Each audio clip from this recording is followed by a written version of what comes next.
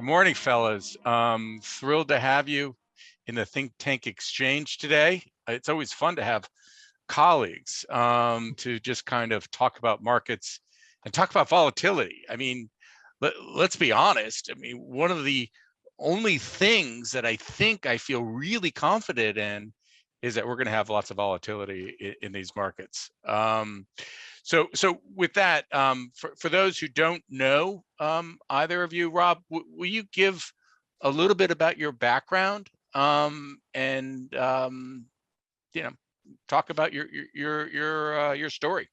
Sure. Thanks for having me on. Appreciate being here. Yeah, volatility is certainly a theme now, and I don't think it's going to go anytime soon. I've been watching volatility since about 1997. 2000, became a financial advisor and got a lot of $1 million accounts as a new financial advisor. Unfortunately, by the time that I received them, they were worth about 100, 200,000 because the advisors that had them previous to me were over enthusiastic with tech. Diversification was holding maybe Oracle with Amazon. That was a diversification. So I learned early on that these clients that love these positions were in kind of a tough time. And I started to do call writing early on in my career, and I started to see the value of options and what they could do to help dampen volatility and capitalize on volatility as well. So my career has been mostly options, futures. I've traded futures. I had a futures fund I ran for about 4 years. I've been in the business over 20 years. I worked for some major firms, and here I am today. I'm the founder, managing partner of Accruance Capital, and we have volatility strategies. We run some various risk-based models. And Jim, help us out. You're the vixologist, man. I love that. I should have, I could put my hat on, my vixologist hat on. I've been an investment advisor for 20 years, joined Toroso in 2019. And among sort of routine portfolio construction, I run a couple of systematic strategies that use some form of momentum, relative strength, and volatility to provide risk-adjusted returns that are hopefully attractive relative to benchmark indices. I went down the volatility rabbit hole starting in 2014, looking for an uncorrelated source of return. And I've been trading volatility exchange traded products pretty actively since 2016. So I've seen a decent range of market types and how volatility tends to behave in different markets. I love that you explain that. This is for a lot of folks, an asset class, specifically speaking about volatility, that a lot of folks don't fully understand. And it definitely requires a deep analysis. Let's go with that a little bit, Rob. How do you manage and view VIX in the context of the accruance product? We look at volatility as one of the few instruments out there that is almost perfectly inverse to the S&P 500, particularly in short periods of time. Over long periods of time, it might have a negative correlation, let's say 0.78, negative 0.78. But during periods of crisis, it gets pretty close to 1. And to us, that is a very valuable tool to have to help mitigate risk. And we feel like volatility is persistent in every portfolio that's out there. That's why diversification exists, to try to mitigate volatility. But in environments like today, where you have low yields and you have a period where correlations are approaching 1 in almost every asset class, you need to have an alternative in there, some type of alternative that is, use Talib's saying, anti-fragile. I mean, what's moving in a different direction than the rest of your portfolio? So seeing the VIX and how it behaves in an inverse manner to the typically the whole portfolio attracts us, and we want to try to exploit that to dampen volatility and enhance return in our portfolios from a risk-adjusted basis. Yeah, and maybe this is stating the obvious. The fact of the matter, we're dealing with a whole different market right now because, well, bonds aren't doing it, not as a hedge these days, right?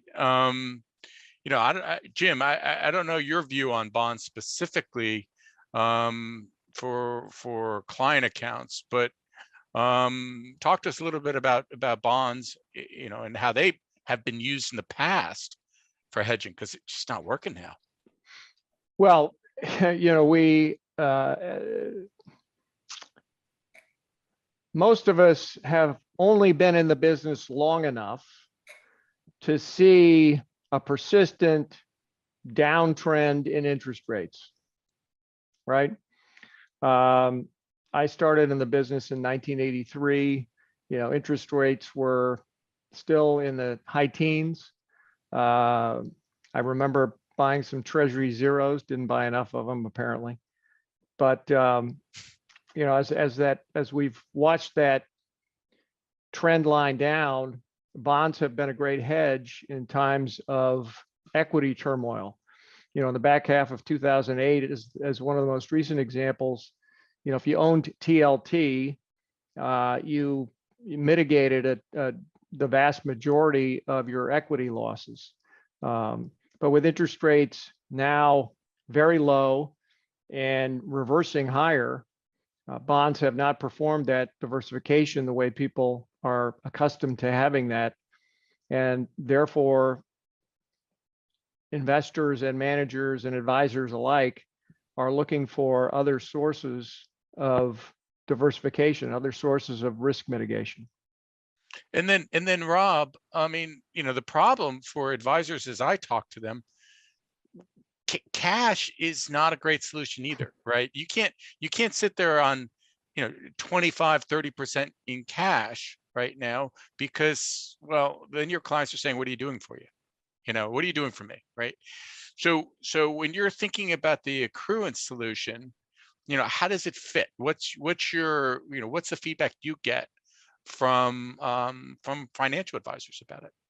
Yeah, you bring up a good point. Here we're in an environment where you have inflation running 8%. The reality is, depending on how you measure it, it's probably a lot higher than that. So if you're holding cash, you could in effect be losing between 5 and 10% of your money in the next couple of years if inflation were to persist. So yeah, and clients, rightly so, are asking their advisors, what are we doing here? If you're going to cash right now, cash as an asset class in nominal terms, looks pretty good. You have $100,000 in your account 3 months ago. Well, you still have 100 grand in your account. Maybe $4 plus that. And while short term cash may seem like a good place to hide, it's a trap door, so to speak. Because if you reside in cash too long without defining how you're going to re-enter the market, and most clients that I know that have gone to cash don't have any defined way to go back into the market, you are not going to hit your goals. So the advisors I speak to try to refocus their clients and say, look, this market today is not for you. You've come to me to invest your money for the next 10, 15, 5, 20, whatever the term is. We have a plan in place. We have to stick to our plan. And that plan typically includes a diverse array of investments, like some of our vehicles that will help the advisor, dampen volatility. And I mentioned dampen volatility, and the most important piece of that is to keep the client invested. We cannot have clients going to cash. You get the market moving 2 and 3%. You go to cash, and unless you're a pro and have a good market timing model, the odds are against you being successful in that venture. Well, yeah, because you can raise the cash, feel good, but when is it going to be the right time to get back in? That's always the hardest issue, because people get comfortable, right? And I just can't lose any money. But going back to you, Rob, in your solution, it's a small allocation that has a big impact. That's the thesis behind it. Is that fair? Correct. When we developed our strategies, some of them started in 2015, 2017. One of the things we wanted to look at whenever you make a decision, I hear people say, hey, we're going to overweight this. Well, if you make a decision to overweight something, by definition, you have to take the money somewhere else. So you have to be right twice, because if you were right on your overweight, but where you took the money from did better, then you look poor on a relative basis. So what we wanted to do was, how can we achieve a portfolio that has some exposure to long volatility in a small enough piece where it won't drag the portfolio down and scare the investor out of the portfolio. In other words, something they could hold as a core holding. And that's where we started our research. We're looking at what's the optimum amount of dollars that we can allocate to long vol on a monthly basis without degrading and without degrading the portfolio and dragging relative to the index, dragging performance relative to the index. Yeah, so there's a reason why I'm the ETF professor, guys. You know how structure matters. So I'm going to ask this question first of Jim. Walk us through the structure around VIX, so everybody can understand it. Because again, you're the VIXologist. You're the the guy. I am. So let's start with the VIX itself. The VIX, the volatility index, is a calculation disseminated by the CBOE. It's a measurement of implied volatility over a 30-day forward time frame derived from option prices for the S&P 500 index. It's been called the fear index because it tends to rise, sometimes sharply, when investors get nervous and bid up prices for put options. It's important to note that there's no way to trade the VIX itself, but we do have futures and options that allow investors to express a view on whether they think volatility is going to rise or fall or frankly stay the same. And it's those futures and options that present the opportunity to, again, express that view in the form of a trade. And Wall Street being what it is, we've also created a number of exchange traded products that utilize primarily the VIX futures to give a packaged solution for expressing either a long vol or a short vol opinion. And contango and backwardation, Jim, Sure. Walk us through a little bit on that. Sure. So it may be useful to think of VIX futures as a form of financial insurance, right? And if you want an insurance contract that lasts for 5 days, you're going to pay less than if you want an insurance contract that lasts 10 years. And there are monthly VIX futures contracts. And the typical arrangement is that the near-term VIX futures contracts cost less than the long-term futures contracts, with that insurance analogy. And that lower left to upper right term structure is labeled contango. We don't need to go back to the Old English derivation of contango, but that's the sort of normal bull market configuration, lower left to upper right fixed term structure. Every once in a while, the markets panic, and the near-term insurance, the cost of near-term insurance gets jacked up, and it may get jacked up to the point where it's actually a downward sloping term structure, upper left to lower right, and that's called backwardation. Going back to the introduction of VIX futures in 2004, we've seen the term structure be in contango roughly 80% of the time. So the normal term structure for VIX futures is contango. And so Rob, with your solution, which of course provides a hedge, hence the name, the Accruent's Active Hedge U.S. Equity Fund, a financial advisor doesn't have to explain all that, because that would be my nightmare, right? For a client to call me up and say, exactly what is the VIX, right? Why did it move so much? But you've got a package solution here that people can get comfortable and sleep at night, right? Owning basically large cap stocks with that insurance that Jim is speaking about.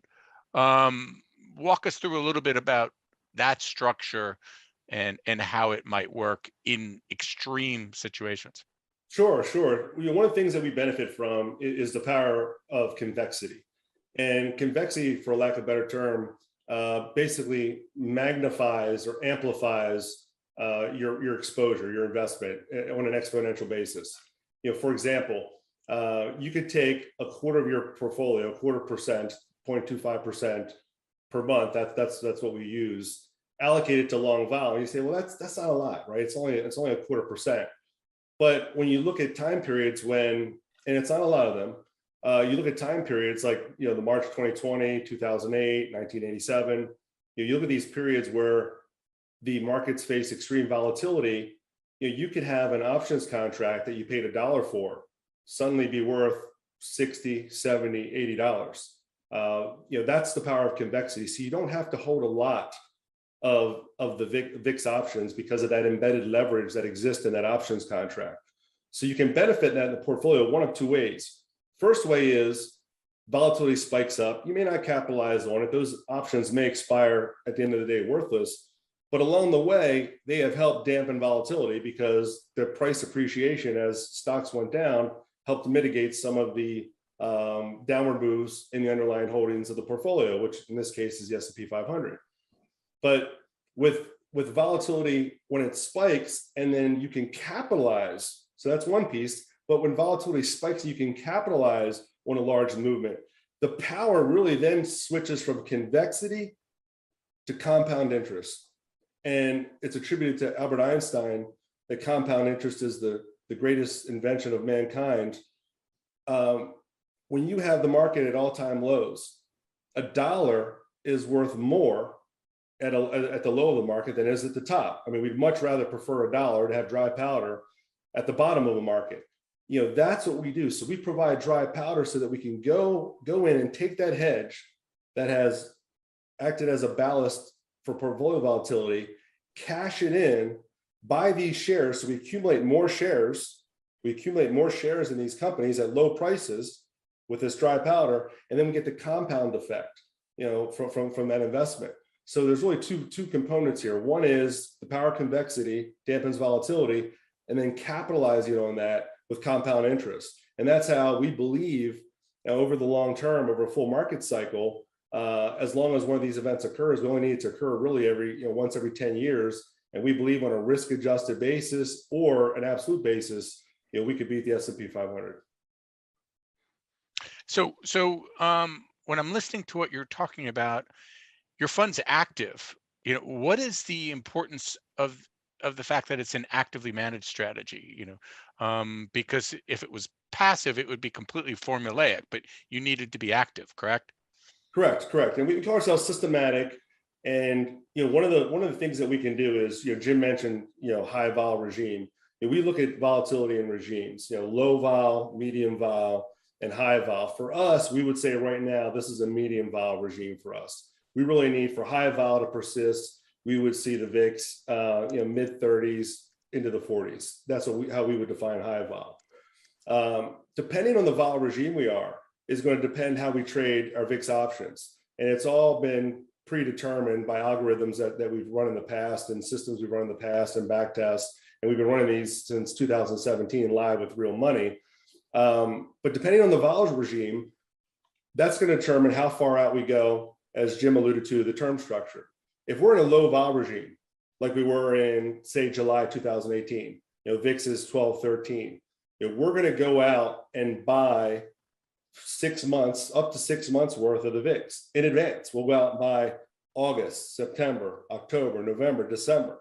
We will own each month's increment of VIX options at a 0.25% allocation to pre-position for that volatility, buying volatility while it's cheap. But when volatility is elevated, say mid to high level, volatility tends to act as like a rubber band, right? It stretches out and then it compresses back.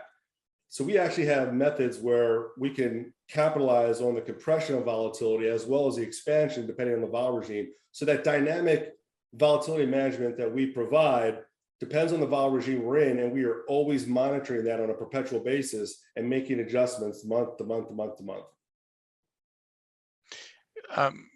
Mr. Vixologist, when was the VIX created? How far back does it go? Yeah, the VIX itself goes back, and it's gone through a couple of methodology changes over the years, because back in 1990, when it first appeared on the scene, it was a bit of a different world, and initially it was measuring the S&P 100, right, the largest of the large caps, but it does go back to 1990 in one form or another. 1990. Okay. And Rob, sorry for just kind of like flipping back to Jim. Everybody just feel free to ask questions in the chat, by the way. When I'm thinking about the VIX, and maybe this is bad to say, but in markets that are trending, things become like memes, right? Do you think that a lot of folks are going to come into the VIX products, not yours, obviously, Rob, because you've got it wrapped as a solution, and just start trading some of the VIX products as memes? That's a good question. I'll let Jim answer after this, but I think you have to be a little more careful with the VIX than you do with some of the other products that are out there. They're not quite as simple as a stock per se, because you have a futures component, and the weighting of the futures component does not equal the options weighting. And that's one of the first things that confuses stock buyers when they enter the futures world. The futures world, the multiplier of the options contract is determined by the underlying. For example, in oil, it's 1,000. Well, in the VIX, it's 1,000 as well. In the stock world, it's 100. So if you owned, let's say, you're short VIX futures and you want to try to hedge it with options, there's some problems there. One, the sizing, because you'd have to own 10 options per futures contract. And then the other problem would be is making sure the back office of the broker dealer you're dealing with knows that those options, which are European style, so they're not going to price intrinsic value, they're not going to be dialed in tight to the futures as would an equity derivative. You've got to make sure that their back office is going to recognize that as a hedge, so to speak, and you have to have the multipliers, right? So there's a lot more to it than just being long or short. Jim? Yeah, I think where the opportunity for meme trading comes in is really with the exchange traded products. Important for people to understand again that the VIX itself is not tradable. The VIX itself is just a calculation. It's based on a full range of S&P 500 options, both puts and calls, to try to replicate the VIX with a very specific 30-day maturity is virtually impossible, even with all the technology available for us today. A lot of smart people have tried and thrown their hands up. But where retail gets involved is with the exchange traded products. And if meme stocks really started with GameStop and AMC back in the beginning of last year, I would argue that Volatility had its first meme event back in 2017 with XIV, because it was a one-way ride. XIV was up round numbers 90% in 2017. That kind of performance does not escape people's attention. And so it attracted a lot of attention. It attracted a lot of assets. It attracted a lot of retail investors. It attracted a lot of advisors who didn't really know what they were getting themselves into. And as anybody who has paid attention to the vol space knows, that all came to a crashing halt in February of 2018 with what has been dubbed either Volmageddon, the Volpocalypse, whatever it is. But I would argue that XIV was a meme stock before GameStop, AMC, and any of the other ones. I'm not sure it had the Reddit forum back in 2017, but it was there. And, XIV's gone, but we still have a number of exchange traded products that allow people to express opinions in volatility, long and short. And, I wouldn't be surprised if, at some point in one direction or the other, we get, another significant retail following. How liquid are the is the VIX in the futures? Rob, maybe you can answer that. Yeah, there's a ton of liquidity there, especially we focus on, we switch over to the options piece because a lot more people can relate to the options and the futures. Typically, the VIX options are one of the top 3 traded instruments on the CBOE with SPY and SPX. And what happens is, ironically, and this is a good thing, in periods of crisis where liquidity dries up for other instruments, with the VIX, the volume and liquidity goes up. It actually goes up. So, I mean, there are instances of small periods of time where it might be dry, but for the most part, the liquidity is pretty substantial. Yeah, which just as a reminder for everybody out there, so are ETFs, right? Just because they don't trade actively doesn't mean that there isn't absolute plenty of liquidity in the underlying. And we can note that particularly in the accruance solution, regardless of how it trades on a day-to-day basis, given that it's mostly large cap S&P names, there's just a ton of liquidity in what you own. And I'm just speaking as the ETF professor.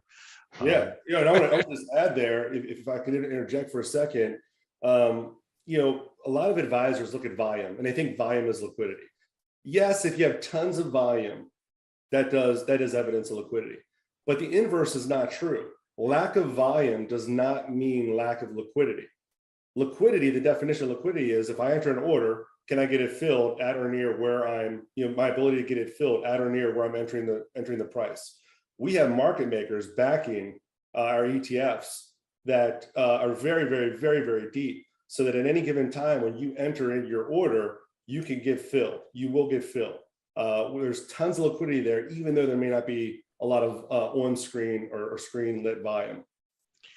So Jim, we've both been in the market for a long time, Rob as well. What kinds of different markets are the VIX most useful in trading? Obviously, if we've got just a directional up market, well, okay, easy money's being made. You don't necessarily need protection until there's that, as Ross Perot said, that large sucking sound where we're all screwed. Bear markets, bull markets, flat markets.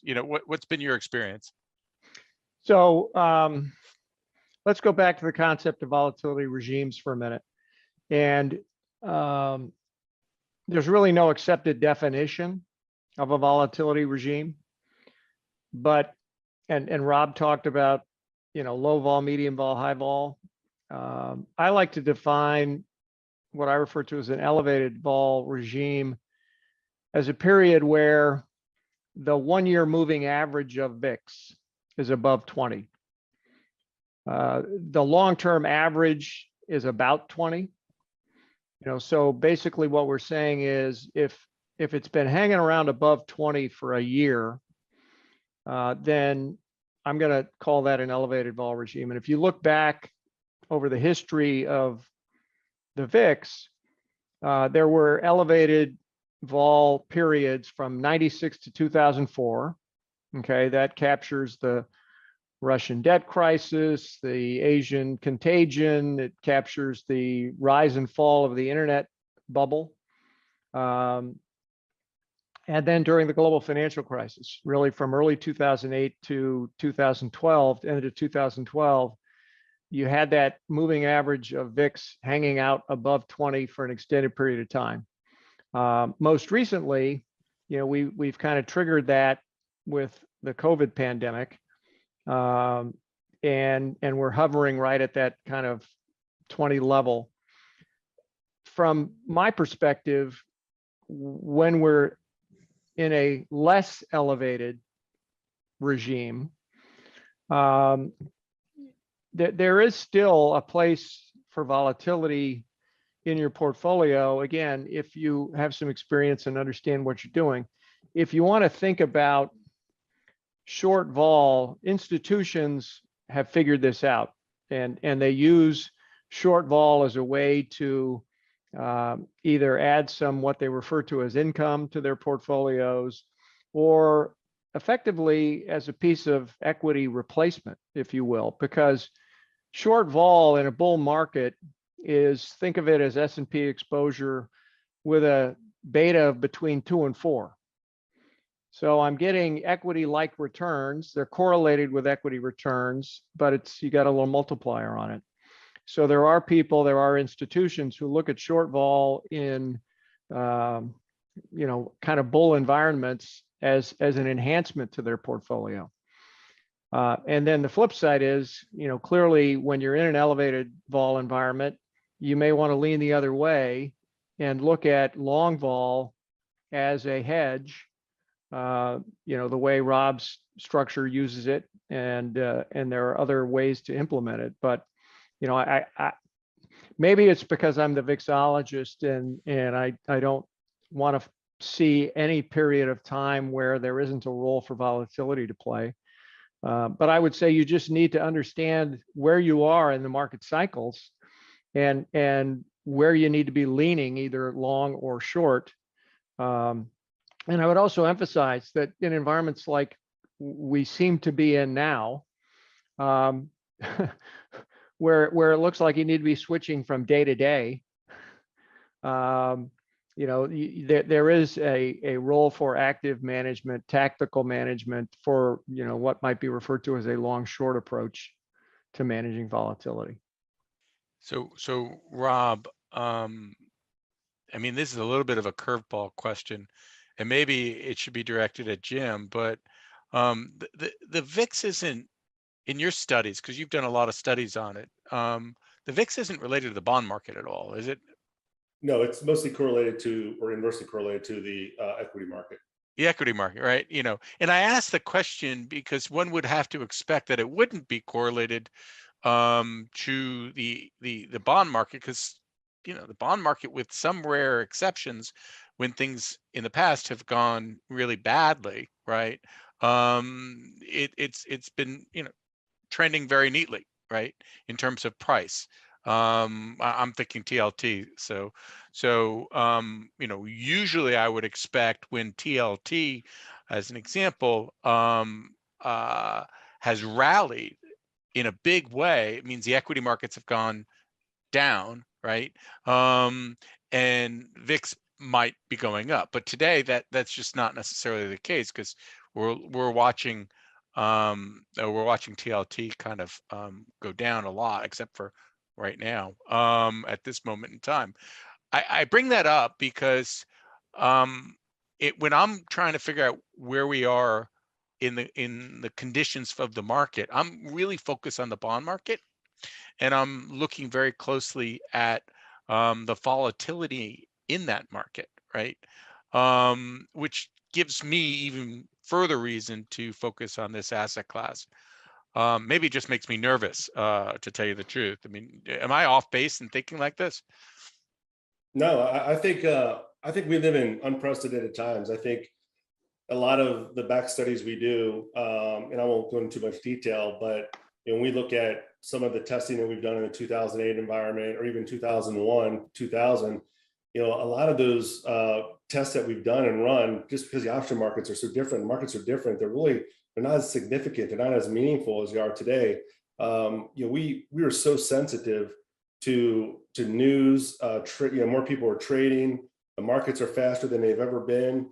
And when we think now that seeing an event like 1987, and by the way, to Jim's point, prior to 1990, the CBOE went back and used OEX options, which is the S&P 500, and they looked at and modeled the VIX. Well, on October 19th, Black Monday, when the market's down, 22%, the VIX as measured by the CBOE with that metric would have hit 150. 2 days later, it would have hit 172. And I think today, the environment we're in now, that was a feedback loop story with portfolio insurance. A lot of it's attributed to, back then, there was a major firm that was selling portfolio insurance that when the market hit a certain level, you would just get out, right? It sounds nice where you get out and then you sell if it goes lower, and selling begets selling. And that created a negative feedback loop. And what we see today, we see a lot of feedback loops in the market today. And we don't think it's unheard of, thinking about how the VIX is built. If you think of the VIX, you're looking at out of the money options prices on puts and calls. And if you look at each little bid ask that's measured, for lack of a better term, if you were to call them strips, right? So that you have these strips that are being every 7 seconds are being refreshed on the CBOE database to report the VIX. What we see could happen is the market, not unlike the flash crash, where we see that extreme pressure, where market makers kind of pause a little bit and they step back, and they turn their machines off. Some of them, not all of them, but some of them do, or they'll change the parameter, they'll flip into another mode. And I can give examples and prove that that's happened. But what we're afraid of is in this negative feedback loop that a lot of those strips that are measuring the VIX will disappear, meaning there's less data to compute the VIX number, which could artificially, for a brief period of time, escalate the VIX and shoot it up, maybe over 100 or something. Now, it wouldn't occur for a sustained period. It might only be for a few hours. But we do see in this type of environment a sensitivity that we've never seen before. Yeah, because I guess part of what you're saying is, and maybe this is not the right language for it, but there's times where the VIX is cheap, right? And there's times where the VIX is super expensive and elevated, right? And Rob, in your context, you reap the benefit of when it gets super expensive, right? And that's part of the reason why you need active management to know when to trim back. Is that fair to say? Exactly. And we get often asked, so when do we cash in on these VIX? So we always have to be hedged. So by definition, since we have to be hedged, we're going to hold those options to expiration because we're not going to sell them, try to get what we think is a good value, because then we'd have to re-hedge in the same vol regime that we just exited. So we always have to be hedged. And in fact, we'd have to actually do it before we exited, which is even worse. So we let those options expire, let the marketplace decide what they're worth at the end based on the measurement of the VIX. And having that exposure benefits our portfolio in those environments. All wrapped in ETF, tax efficiency, and clients don't have to ask you a whole bunch of questions that really only Jim could answer. I'm just kidding you. Yeah.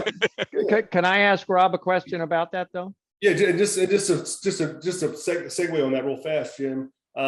You've got to open up options paperwork. It's a lot of paperwork. We had a firm that we went into. We work with various firms. We, multiple strategies we run, and a lot of firms don't have the existing options paperwork, and it's a pain to set up if you haven't done the work ahead of time and decided you want to trade options. If you have to do it after the fact, it could be several thousands. Depending on the size of your firm, it could be several thousand pieces of paperwork to process, but you don't have to worry about that now. Go for it, Jim. Yeah. So Rob, if you're holding options to expiration, so let's go back to March of 2020. If you entered and just work with me. So you're in January of 2020 and everything seems to be okay. And you've got your VIX options in the portfolio with expiration dates wherever they are. I'm guessing, but I wanted to clarify that you've got, multiple expiration dates on your VIX options exposure, so that you don't have it all hanging on one expiration date that may be out in the future, where if you held it to expiration, you might ride it all the way up and then ride it all the way back down without realizing the benefit of that hedge exposure. Yeah, there is some risk there, and we will always own the front month. We'll always own the front month VIX, monthlies. And so we're always going to have at least 30 days exposure, maybe 33, 28, somewhere in that time frame. But to your point, in February of 2020, we owned VIX at a 17 strike. And, in that time frame, we were, as a firm in February, we bought an extra backup generator, and we bought some filters for N95 masks. This is in February. And this is just how we think. So we prepare for the future. By nature, we're paranoid, and you want us to be paranoid because we're running your money. And to me, paranoid people, to a certain degree, as long as the paranoia doesn't prohibit your thinking, is a good thing to have for a small slice or a piece of your portfolio. Hey guys, we've got a question in the chat from Vittorio. I hope I'm pronouncing your name correctly. Vittorio, Yes, you want to ask the question? So my question was, in 2022, trading volatility products, whether we go long or short, it has been very frustrating because, sorry, I'm not trading, because the signal has been switching from long vol to short vol, just from a day-to-day basis. So many volatility traders have been, they lost money, so to say. So why with the market declining by more than 15%, we are not seeing the VIX 30 days slow yield well below the VIX spot value? Because honestly, I would have expected, the VIX 30 days very well below the VIX spot, given the current market condition. Does it make sense what I'm saying? Yeah, no, I can handle that. No, I think what you're asking is, and I'm getting this asked a lot, why the VIX just doesn't seem like it's reflecting the environment we're in today. It feels like it should be higher. And I agree with that. And I would say, one of the things that I see is if we think about how the VIX is constructed, it's based off of options prices on calls and puts that are out of the money. And out of the money are used because in the money tend to be less liquid. And that was how the original formula was created. And if you think about the dynamics of supply and demand, when there's lots of demand, what happens to the price? It goes up. Well, what we've seen is, because we all know inflation's been coming, we all know that the Fed's going to raise rates, we all saw the Ukraine thing happening. What's happened is the demand, where usually historically that demand would be in a small window of a few days, all these people would race and go to buy the options, which would immediately raise the price of the options that are reflected in the VIX index. That's not the case today. What we're seeing today is the demand has been spread out. More people have hedged earlier. More people have put their hedges in, so that demand rush hasn't exhausted supply in a meaningful amount. And that's one of the primary contributors, we believe, as to why the VIX has not really gone as high as it has. I'll let Jim jump in if he has anything he wants to add to that. Yeah, I guess the other observations or two observations I would make. One, if the VIX is 30-ish, right? The shorthand is to divide it by 16 to estimate the expected one-day move for the S&P 500. So, we're in the neighborhood of 1.5 to 2 points a day, and that's kind of what we've been seeing. So why does the VIX need to be any higher? The other thing we've seen just, in the last several weeks with this move lower is that it has been a steady grind down. And if you think about volatility, right, a straight line from lower left to upper right, the perfect bull market, has zero volatility. And that's what we all want to see, right? But the inverse is also true. A straight line from upper right to lower left also has zero volatility. So when you're grinding down in this steady fashion, it tends not to cause VIX to go higher, even when everybody says, holy cow, we're getting crushed every day, we're losing money.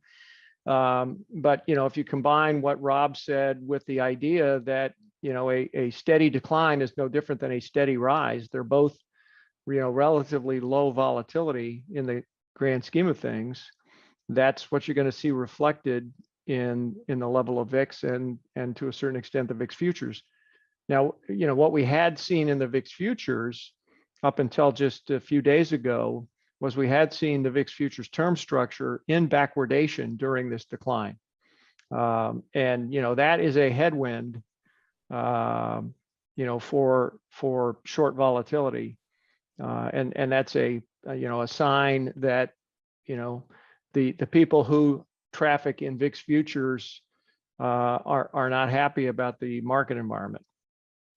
Yeah, but it has been back to your point, in choppy markets, trying to trade volatility from either side is challenging because you do get whipsaws and you've got to be incredibly tactical, and most people simply aren't equipped to trade that way. So yeah, you can get chopped up quickly. And I'll just add one other thing. So in addition to, we think people have been hedged longer, because when we have a 3% move in the S&P, the VIX should be 40 and above when that occurs. That just hasn't happened. The other thing that's happened that we believe has contributed to a little more muted VIX is the rate of change hasn't been as fast. I mean, we literally, it's like stair stepping down, and a lot of our programs run on rate of change and price movement. And the VIX, the vol just has, I mean, vol is very low right now because the volatility isn't moving that much.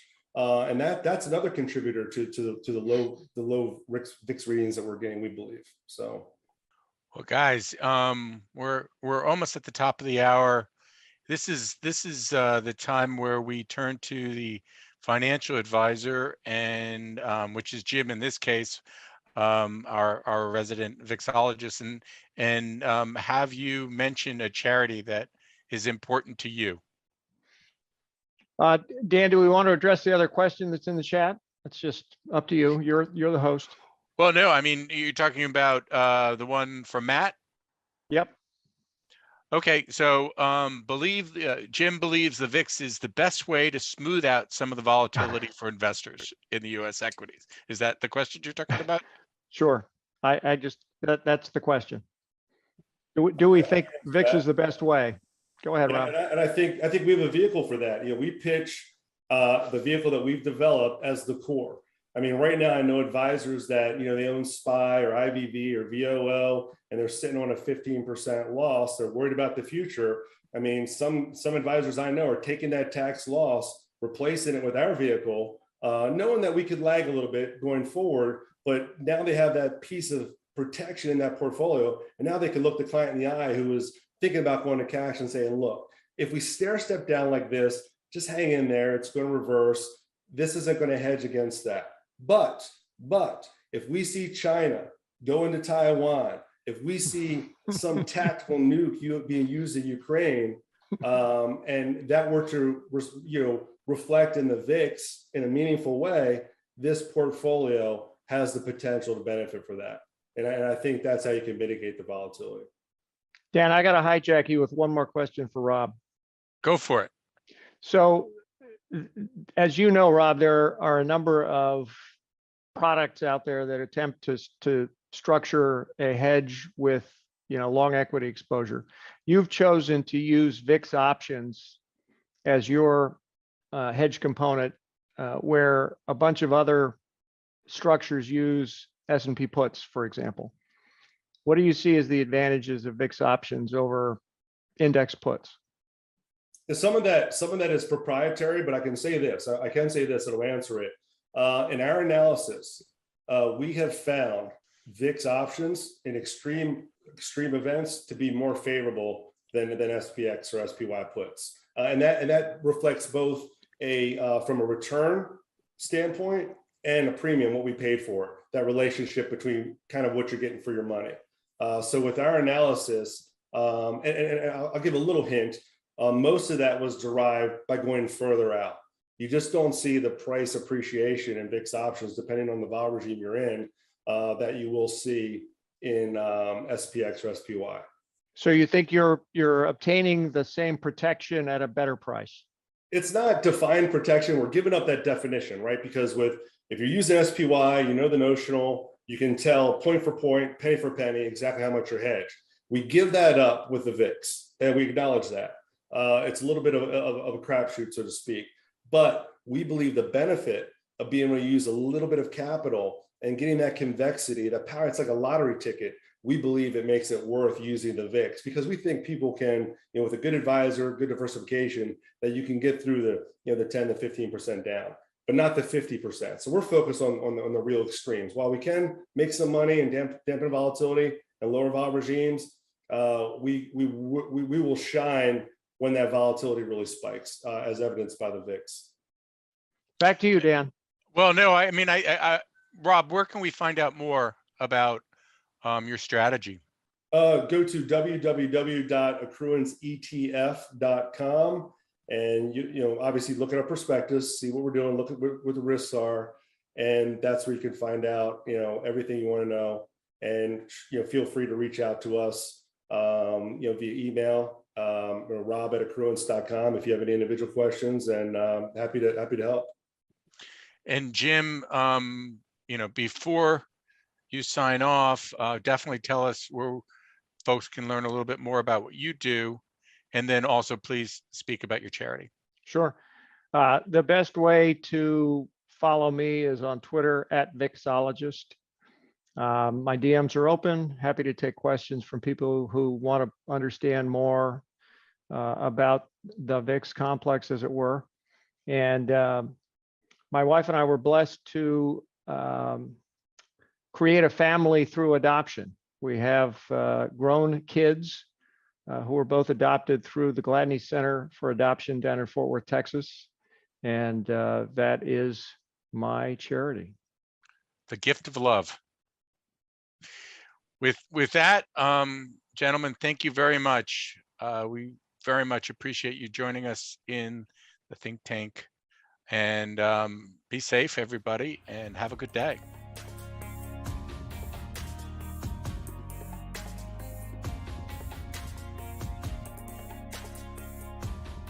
The views and opinions expressed during this event are those of the participants and do not necessarily reflect the views of the sponsor or organizer.